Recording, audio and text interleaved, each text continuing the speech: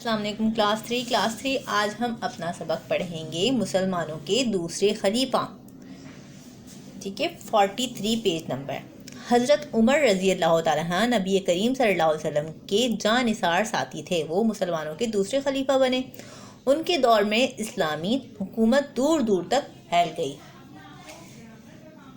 گئی تھی، مگر وہ رسول اللہ صلی اللہ علیہ وسلم کی طرح سادہ زندگی گزارتے تھے. اتنی بڑی سلطنت ہونے کے باوجود عام آدمیوں کی طرح رہتے، پیوند لگے کپڑے پہنتے، دوپہر میں نیند آتی تو زمین پر ہی سو جاتے، لیکن دوسرے مسلمانوں کے آرام اور ضرورت کا پورا خیال رکھتے. جو مجاہدین جہاد پر گئے ہوئے ہوتے ان کے گھر کا کام کاج کرتے، سودا سلف لا دیتے، ان کے خط خود ان کے گھر دے کر آتے. اگر کسی کو لکھنا پڑھنا نہ آتا تو انہیں خط پڑھ کر سناتے اور ان کا جواب بھی لکھ دیتے.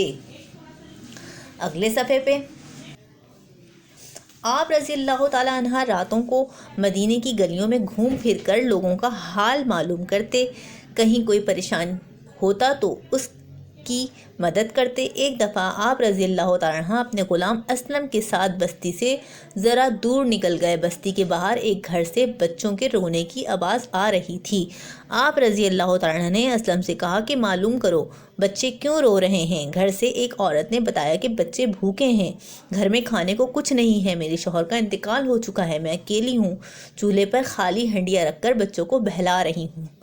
یہ سن کر آپ رضی اللہ تعالیٰ عنہ کو بہت دکھ ہوا اور وہ فوراً سرکاری مالک خانے آئے. کھانے پینے کا سامان اور ضرورت کی چیزیں ایک بوری میں جمع کی اور اسلم سے کہا کہ اسے میری پیٹھ پر لاد دو. اسلم نے کہا کہ آپ رضی اللہ عنہ تو مسلمانوں کے خلیفہ ہیں، یہ بوجھ میں اٹھا لیتا ہوں. آپ رضی اللہ تعالیٰ نے جواب دیا کہ یہاں تو میرا بوجھ اٹھا لو گے، لیکن قیامت کے روز کون اٹھائے گا. سارا سامان اپنے پیٹھ پر لاد کر اس عورت کے گھر لے گئے.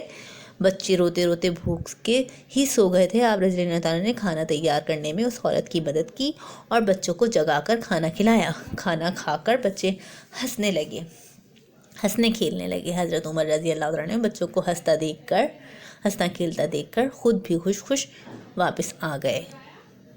اچھا سبق تھا. آپ نے اس کی اچھی سی بلند خوانی کرنی ہے. اس کے نئے الفاظوں میں نئے الفاظ: جانثار، سلطنت، پیوند، مجاہد، سودا سلف، غلام، بستی، ہنڈیا.